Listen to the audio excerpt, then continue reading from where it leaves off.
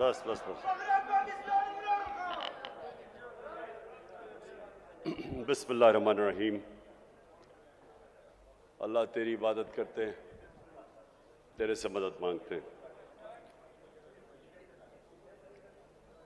جناب پیر سید منور حسین شاہ صاحب،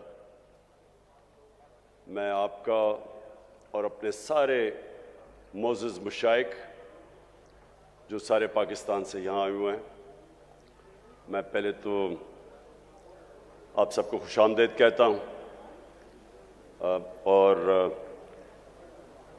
مجھے خوشی ہے کہ اس موقع پہ میں آپ سب سے اپنی بات چیت بھی کر لوں، اور جو میرے خیالات ہیں اپنے ملک کے اوپر وہ بھی آپ کے سامنے رکھ لوں. یہاں بات نہیں کرنی. سب سے پہلے جی میں یہ واضح کر دوں کہ میں کوئی اسلام کا اسکالر نہیں ہوں. میں کبھی بھی اپنے آپ کو کوئی اسلام کا عالم نہیں سمجھا، لیکن میں ایک وہ انسان ہوں جس نے آہستہ آہستہ اپنی زندگی کے تجربے سے، اور تجربہ وہ جو کہ میری کرکٹ کی وجہ سے ساری دنیا میں مجھے پھرنے کا موقع ملا. میں نے اپنی یونیورسٹی بھی باہر کی، اور پھر کوئی اپنے 20-25 سال زندگی کے آدھا وقت پاکستان گزارتا تھا اور آدھا ملک سے باہر گزارتا تھا کرکٹ کی وجہ سے. تو میں نے اپنی زندگی کے تجربے سے اور دنیا کو سٹڈی کرتے ہوئے میں اپنے دین کی طرف آہستہ آہستہ آتا گیا. اور میں جو باتیں کرتا ہوں وہ میں ایک اسکالر کی حیثیت سے نہیں کرتا. وہ انسان جو اپنے آپ کو بڑا خوش قسمت سمجھتا ہے کہ اللہ ایک اپنا کبھی کسی کے اوپر خاص کرم کرتا ہے تو اس کو وہ ایمان دے دیتا ہے. اللہ کا جو سب سے بڑا تحفہ میں اپنے بیٹوں کو بھی یہ بتاتا ہوں کہ اگر کسی جو سب سے بڑی نعمت اللہ کسی کو دے سکتا ہے وہ ہے ایمان کی. بولنا نہیں ہے، وہ ہے ایمان کی. اگر ایمان انسان کو دے دیتا ہے، میری نظر میں، پھر سے میں ایک اسکالر نہیں اپنی حیثیت سے بات کر رہا ہوں، وہ انسان کو آزاد کر دیتا ہے. جو ایمان ہے وہ سچا ایمان ہے ہی وہ جو ایک انسان کو آزاد کر دیتا ہے. کیونکہ وہی جب آپ لا الہ الا اللہ آپ کے دل میں جب اللہ ایمان ڈال دیتا ہے اس کا مطلب ہی کچھ اور ہو جاتا ہے. بنسبت کہ ہم دنیا میں نے بڑے مسلمان دیکھے ہیں، کلمہ بھی پڑھتے ہیں، لیکن وہ ان کو آزاد نہیں کرتا. قرآن کی ایک میں نے آیت پڑھی تھی کہ ایمان والا آدمی ایمان والے آدمی کو پہچان لے گا. وہ کیسے پہچانے گا؟ میری نظر میں وہ آزاد ہو جاتے ہیں، وہ اپنی نفس پہ قابو پا جاتے ہیں، ان کے خوف دور ہو جاتے ہیں، وہ لالچ کو کنٹرول کر لیتے ہیں، پیسے کو استعمال کرنا سیکھتے ہیں، پیسے سے استعمال نہیں ہوتے. سب سے بڑی بات کہ وہ سوائے اللہ کے کسی کے سامنے نہیں جھکتے. جو خوف کا بت میری نظر میں، میری زندگی کے تجربے میں، جو اللہ نے انسان کو اشرف المخلوقات بنایا، عظیم مخلوق، وہ اس لیے اپنی پرواز نہیں کر سکتا. سب سے بڑا جو بت جب وہ نہیں توڑتا وہ ہے خوف کا بت. مرنے سے میں ڈرتا ہوں، میں ظالم کے سامنے نہیں کھڑا ہوتا. میں نوکری کر رہا ہوں، میں اپنے ضمیر کے خلاف جاتا ہوں کہ میری نوکری نہ چلی جائے. میں تو اس کو بھی شرک سمجھتا ہوں. جدھر آپ اپنے ضمیر کا سودا کرتے ہیں اور رائے حق سے ہٹتے ہیں، میری نظر میں تو وہ بھی شرک ہے. پیسے کی پوجا کرنا، پتہ ہے کہ میں چوری کر رہا ہوں، کرپشن کر رہا ہوں، لیکن میں ہر چیز جسٹیفائی کر لیتا ہوں کہ جی میرے گھر میں پیسہ نہیں تھا اس لیے چوری کر رہا ہوں۔ میں نے تو زندگی میں لوگوں کو ہر چیز کو جسٹیفائی کرتا دیکھا ہے، قتل کو بھی وہ جسٹیفائی کر دیتے ہیں، کرپشن کو، قتل کو، جھوٹ کو، زنا کو، سب کو جسٹیفائی انسان کر سکتا ہے۔ تو جو ایمان ہوتا ہے وہ انسان کو بدل دیتا ہے، وہ اصل میں انسان کا جو قبلہ ہے وہ صحیح قبلہ آ جاتا ہے، اس کا ڈائریکشن زندگی کا بدل جاتا ہے، وہ بجائے دنیا میں رہنے کے وہ اپنی آخرت کی فکر کرنی شروع کر دیتا ہے، اور وہ پھر اس کا کیریکٹر بھی بدلنا شروع ہو جاتا ہے۔ کبھی بھی انسان کا کیریکٹر نہیں بدلتا میری نظر میں، جب صرف ایمان ہی کیریکٹر بدل سکتا ہے انسان کا، تو یہ میں سمجھتا ہوں سب سے بڑی نعمت اللہ کی۔ تو جب میں وزیر اعظم بنا اور میرا یہ ساری دنیا کا تجربہ تھا کہ وہ ملک جو آگے نکل گئے، جو ترقی یافتہ ملک ہیں، جدھر ہمارے یہاں سے پاکستانی مرتے ہیں ویزا لے کے ان ملکوں میں جانے کے لیے، میں نے جب ان ملکوں کو سٹڈی کیا تو میرے معزز مشائخ، میں اس نتیجے پہ پہنچا کہ وہ مدینہ کے ریاست کے اصولوں پہ ہمارے سے زیادہ قریب ہیں، ادھر عدل اور انصاف کا نظام ہمارے سے بہتر ہے، ادھر ان کی میرٹ کا نظام بہتر ہے، ادھر انسانیت کا نظام بہتر ہے۔ فلائی ریاست، میں آپ کو کئی ایسی ریاست بتا سکتا ہوں اسکینڈینیویا میں، اور اگر آپ کبھی پاکستانی ملے ادھر سے تو ان سے پوچھیں کہ انسانیت کیا ہوتی ہے۔ ہمارے تو نبی صلی اللہ علیہ وسلم نے تب تقریباً 1500 سال پہلے دنیا کی سب سے پہلی فلاحی ریاست بنائی تھی۔ اس سے پہلے تو کوئی فلاحی ریاست نہیں تھی، بادشاہ تھی، طاقتور کے پاس سب کچھ تھا، کمزور کے پاس کچھ نہیں تھا۔ جو انسانی نظام اور جو جانوروں کے نظام میں فرق کیا ہے؟ جانوروں کے نظام اور انسان میں کیا فرق ہے؟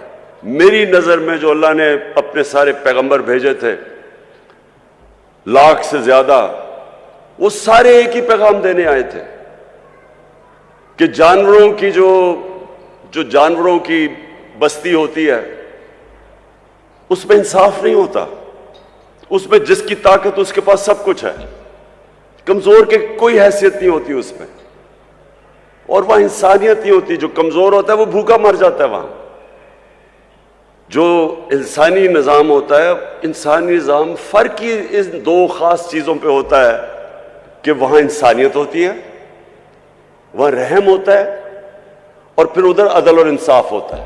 یہ دو بنیاد ہیں جو فرق کرتی ہے ہمیں جانوروں سے، اور سارے اللہ کے پیغمبروں کا بنیادی پیغام ہوتا یہ ہے۔ تو ہم نے جو مغرب میں ریاستیں دیکھی، مجھے افسوس سے کہنا پڑتا ہے کہ میں نے پاکستان میں تو نہیں دیکھا ویسی انسانیت، میں نے تو یہاں ویسا انصاف نہیں دیکھا۔ میں نے تو میرٹ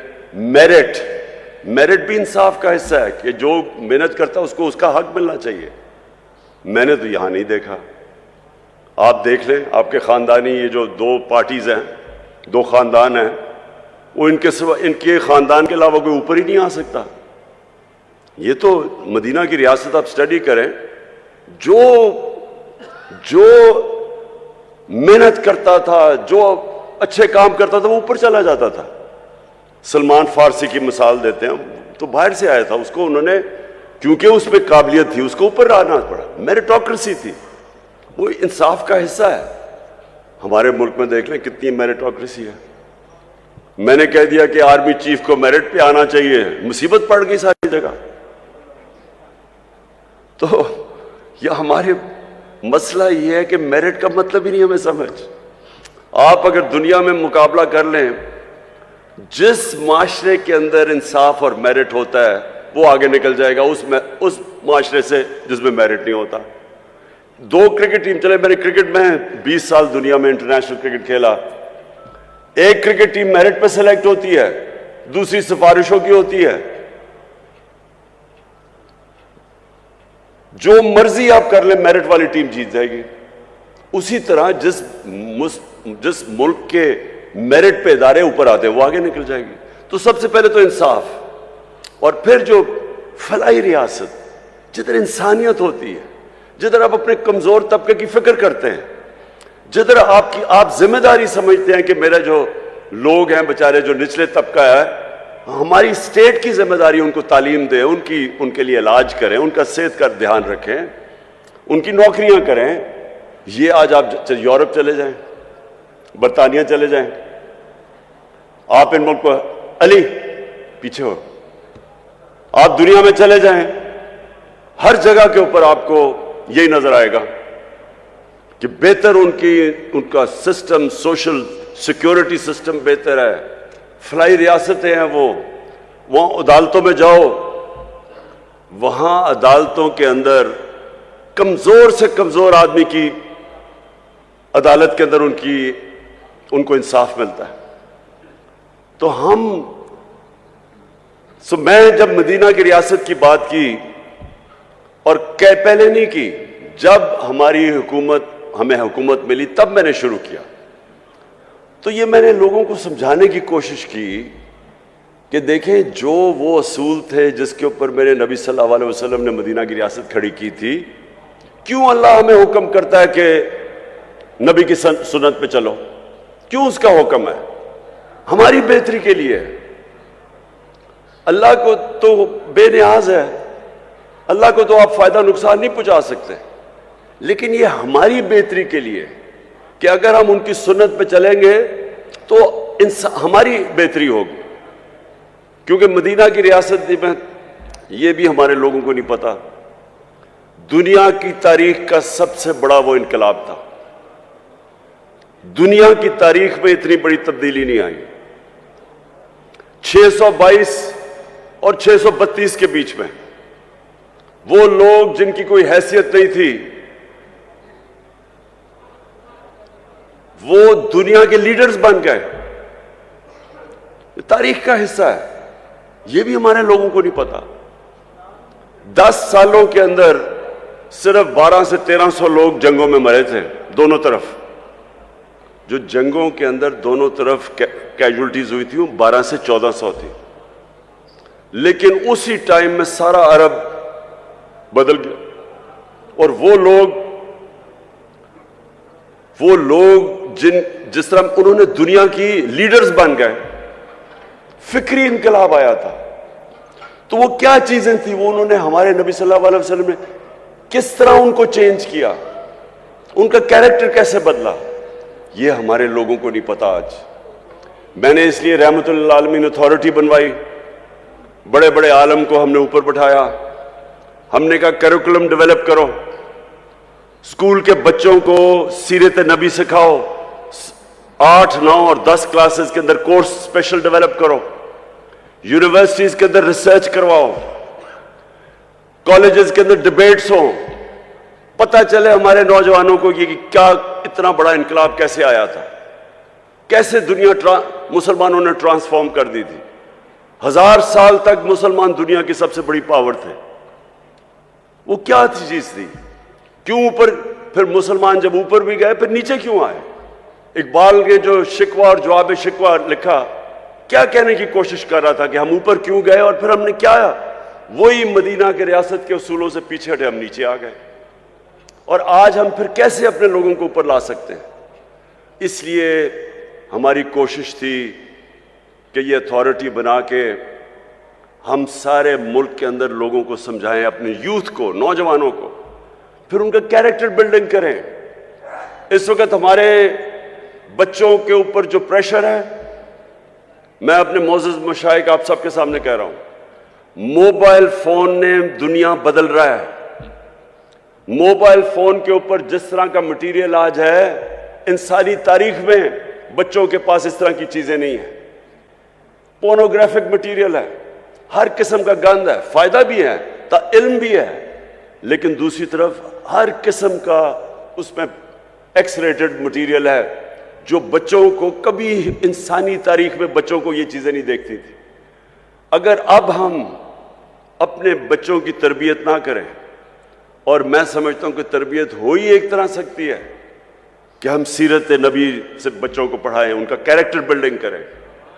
ایک چیز ہے جس طرح ہم اپنے بچوں کو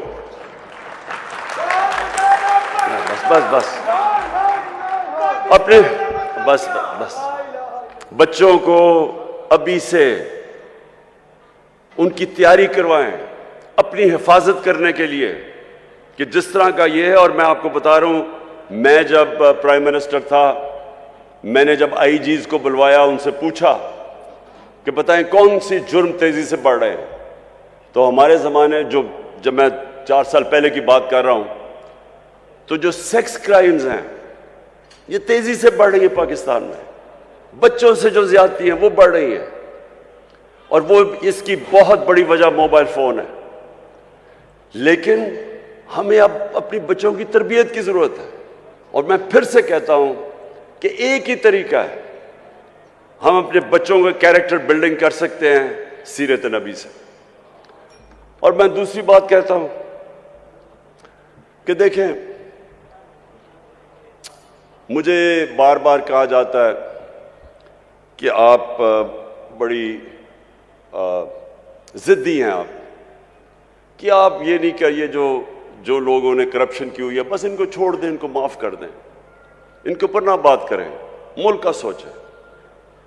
مجھے بڑے جو میں حکومت میں بھی تھا تو مجھے پریشر پڑتا تھا کہ جی NRO دے دو ان کو۔ دیکھیں، یہ بھی آپ کے لیے بہت ضروری ہے کہ میرے جو معزز مشائخ ہیں، آپ کو لوگوں کی تربیت کرنی چاہیے۔ دیکھیں، ہمارے نبی صلی اللہ علیہ وسلم رحمت للعالمین تھے، ان سے زیادہ رحم کرنے والا انسان نہیں تھا، جس کو اللہ نے کہا کہ ساری دنیا کے لیے رحمت بن کے آئے، مسلمان ہو یا نہیں ہو۔ لیکن ان کو جو سب سے زیادہ رحمت کرنے والے انسان تھے، رحم کرنے والے انسان تھے، جب فتح مکہ ہوئی انہوں نے ان سارے کفار کو معاف کر دیا جنہوں نے مسلمانوں پہ بڑا ظلم کیا تھا، ان کے اوپر ہر قسم کا تشدد کیا تھا، ان کو ہجرت کرنی پڑی، ان کے جس طرح کی مشکلات کا سامنا کرنا پڑا۔ تو جب فتح مکہ ہوئی تو ان کو بدلہ تو لینا چاہیے تھا، لیکن رحمت للعالمین نے سب کو معاف کر دیا۔ لیکن جب ان کے پاس ایک آدمی آیا اور کہا کہ دیکھیں جی، یہ قریش کی لڑکی نے چوری کی ہے، یہ قریش کی لڑکی ہے، اس کو معاف کر دیں، تو تب انہوں نے کہا کہ میری بیٹی بھی اگر چوری کرے گی اس کو بھی معاف نہیں کیا جائے گا۔ یعنی جدھر چوری، آپ جس دن چوری کو معاف کرنا شروع کر دیں آپ اپنا معاشرہ تباہ کر دیتے ہیں۔ انہوں نے جو ان کی حدیث ہے، اللہ کے آخری پیغمبر کی جو حدیث ہے، اچھا، اور مجھے یہ بھی نہیں سمجھ آتی کہ یہ اس کے اوپر کنٹروورسی کیوں ہے، جب قرآن میں واضح لکھا گیا ہے کہ نبی صلی اللہ علیہ وسلم اللہ کے آخری پیغمبر ہیں، تو اس کے اوپر ڈیبیٹ کیوں ہے؟ جو نہیں مانتا وہ مسلمان ہی نہیں ہے۔ اس پہ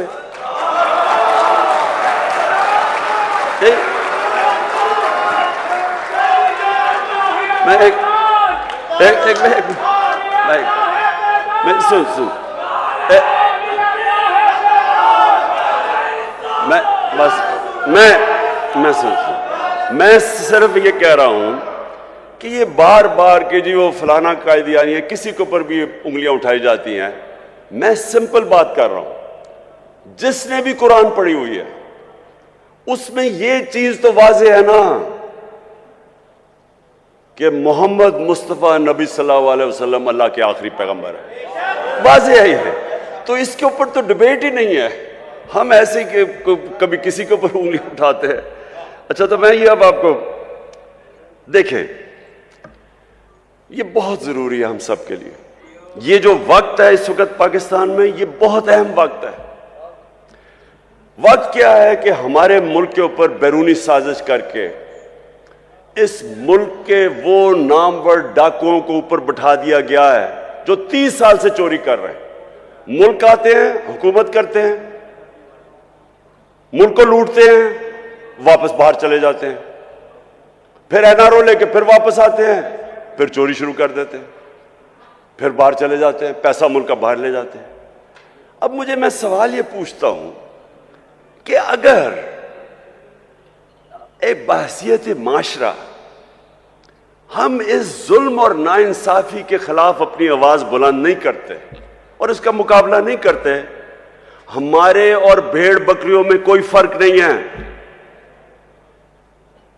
اس سے بڑا ظلم کیا ہے؟ چوری، آپ یہ ایسے ہے کہ آپ کے گھر میں کوئی چوری کرے، چوری کر کے چلا جائے اور تھوڑی دیر بعد کہ جی میری چوری معاف کر دو۔ کون کرے گا؟ آپ کا کوئی گھر لوٹ کے جائے، آپ معاف کریں گے اس کو؟ کہیں گے پہلے پیسے واپس کرو۔ تو کرپشن تو ملک کا پیسہ چوری ہے۔ وہ جو سارے عوام کا، جو اسکولوں پہ، ہسپتالوں پہ، جو ہر چیز عوام کی سہولتوں کے لیے پیسہ، وہ چوری کر کے باہر لے جاتے ہیں اور پھر تھوڑی دیر بعد کہتے ہیں جی اس کو معاف کر دو۔ اور جب عمران خان نہیں مانتا تو کہتے ہیں بڑا ضدی ہے، بھئی میرا اپنا پیسہ ہوتا شاید میں معافی کر دیتا ان چوروں کو، لیکن عوام کا پیسہ ہے یہ، یا غربت ہے، لوگ بھوکے مر رہے ہیں، 5 کروڑ پاکستانی 2 وقت کی روٹی نہیں کھا سکتے، ان کا پیسہ چوری کر کے تم باہر چلے جاؤ اور پھر آگے کہو گے جی اب ان کو NRO دے دو۔ دیکھیں یہ ملک کا مسئلہ ہے۔ میرے نبی صلی اللہ علیہ وسلم نے واضح طور پہ کہا کہ جو قوم چھوٹے چوروں کو جیل میں ڈال دیتی ہے اور بڑے ڈاکوں کو معاف کر دیتی ہے، NRO کر دیتی ہے، نہیں پکڑتی، وہ قوم تباہ ہو جاتی ہے۔ آج اب کوئی غریب ملک میں چلے جائیں، کیونکہ میں نے ساری دنیا دیکھی ہے، کسی غریب ملک میں چلے جائیں، غربت کا اصل وجہ یہ کیا ہے کہ وہاں طاقتور قانون سے اوپر ہے، کمزور جیلوں میں جاتا ہے۔ اب کسی ملک میں چلے جائیں، نائجیریا تیل کے ذخیرے پہ بیٹھا ہوا ہے، سب سے زیادہ جو تیل ہے وہ نائجیریا کے اندر ہے، وہاں غریبوں کی فوج ہے۔ وہاں کیوں غربت ہے؟ کیونکہ ان کے اوپر لوگ بیٹھ کے پیسہ چوری کر کے ملک سے پیسہ باہر لے کے جا رہے ہیں۔ سوئٹزرلینڈ چلے جائیں، سوئٹزرلینڈ میں کوئی وسائل ہی نہیں ہے۔ ہمارے جو شمالی علاقے ہیں، ناردرن ایریاز، سوئٹزرلینڈ سے دگنے بڑے سائز میں اور سوئٹزرلینڈ سے بہت زیادہ خوبصورت ہے۔ وہ ملک جس کے پاس ہے ہی کچھ نہیں سوائے پہاڑوں کے، وہ دنیا کا سب سے خوشحال ملک ہے، کیونکہ سب سے زیادہ دنیا کے اندر انصاف سوئٹزرلینڈ میں ہے، سب سے زیادہ قانون کی حکمرانی سوئٹزرلینڈ میں ہے۔ کسی طاقتور کی جرت نہیں ہے کہ ملک کا پیسہ چوری کر کے باہر چلا جائے، کسی طاقتور کا جرت ہے کہ کسی کی زمین پہ قبضہ کر لے یا کسی کے گھر پہ قبضہ کر لے۔ قانون ہے، انصاف ہے۔ حضرت علی رضی اللہ تعالیٰ نے فرمایا تھا کہ کفر کا نظام چل جائے گا لیکن ناانصافی اور ظلم کا نظام نہیں چل سکتا۔ ہمارا یہ مسئلہ ہے آج، یہاں کوئی وسائل کی کمی نہیں ہے، یہ اللہ نے ہر قسم کی اس ملک کو نعمت دی ہے، لیکن یہ ملک تب تک نہیں چلے گا جب تک ہم مل کے اپنے ملک کو ان اصولوں کی طرف لے کے جائیں جس کے اوپر مدینہ کی ریاست کو کھڑا کیا تھا میرے نبی نے۔ تو میں آپ مشائخ، معزز مشائخ، میں یہ چاہتا ہوں کہ آپ یہ میرے ساتھ مل کے یہ ملک کی حقیقی آزادی کے لیے جہاد لڑیں۔ جیسے بس بس بس بس بس بس بس بس بس بس میں یہ پیر منور صاحب،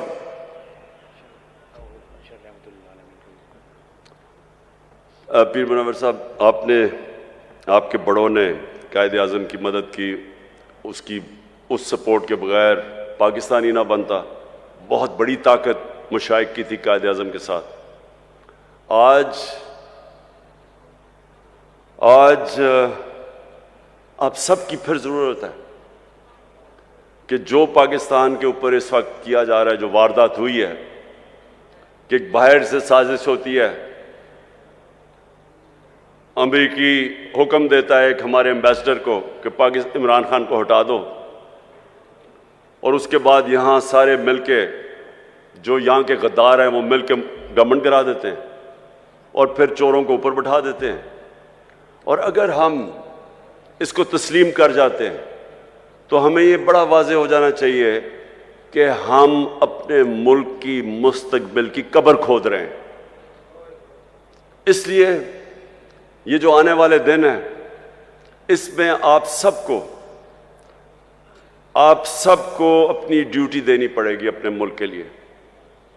میں صرف آپ سے یہ چاہتا ہوں کہ لوگوں کو کم از کم نبی صلی اللہ علیہ وسلم کی سیرت اور سنت کے تحت لوگوں کو آپ جگانا شروع کریں. ان کی سب کچھ انہوں نے جو اصول بنائے ہوئے ہیں کہ ملک چلتا کیسے ہے، عدل اور انصاف کیا ہوتا ہے، انسانیت کیا ہوتی ہے، وہ آپ لوگوں کو ضرور تبلیغ کرنی چاہیے اس وقت، کیونکہ یہ ٹائم نہیں ہے. ہم بڑی تیزی سے نیچے جا رہے ہیں. ابھی شہباز شریف نے جا کے امریکہ میں معافیا مانگی ہے کہ جی خدا کے واسطے ہمیں پیسہ دے دو نہیں تو ہمارا ملک تباہ ہو جائے گا. سوچیں اتنی محنت کر کے سازش کر کے 5 مہینے پہلے گورنمنٹ آتی ہے، آج ساری امریکنوں کو وہاں جا کے کہہ رہا ہے کہ جی خدا کے واسطے ہماری امداد کر دو نہیں تو ملک کا دیوالیہ نکل گیا، نہیں تو ہم اپنے قرضے نہیں واپس کر سکتے. سوال تو ان سے یہ پوچھنا چاہیے کہ آپ کے سارے پیسے اربوں ڈالر ساری دنیا کو پتہ باہر پڑے، ملک کے لیے پیسے مانگ رہے ہو، اپنا پیسہ باہر رکھا ہوا ہے. دوسروں کو کہہ رہے ہو کہ ملک میں پیسہ لے کے آؤ اور اپنا پیسہ باہر لے گئے ہو. تو میں آخر میں سب سے ابھی سے ہی میں اپنی حکومتوں کو، 4 ہمارے پاس حکومتیں ہیں، گلگت بلتستان، آزاد کشمیر، پختونخوا اور پنجاب. انشاءاللہ ہم نے پچھلے سال بھی اور اس سال بھی بھرپور طریقے سے 12 ربیع الاول بنائیں گے. اور جب ہم 12 ربیع الاول بنائیں گے تو اسی میں اپنے نوجوانوں کو نبی صلی اللہ علیہ وسلم کی سیرت سے بھی آگاہ کریں گے اور انشاءاللہ ان کے کیریکٹروں کو اوپر اٹھائیں گے. اور وہ میں ایک دن خواب دیکھتا ہوں کہ وہ وقت آئے گا جب پاکستانی دنیا میں جائیں گے تو جس طرح ایک دفعہ ایک وقت ایسا تھا کہ انڈونیشیا اور ملیشیا میں مسلمان تاجر جب گئے تو لوگوں نے ان کا کردار دیکھ کے، مسلمان تاجروں کا کردار دیکھ کے لوگ مسلمان ہو گئے. انشاءاللہ وہ بھی دن آئے گا جب ہمارا پاکستانیوں کا کردار دیکھ کے لوگ اسلام کی طرف آئیں گے. پاکستان زندہ باد.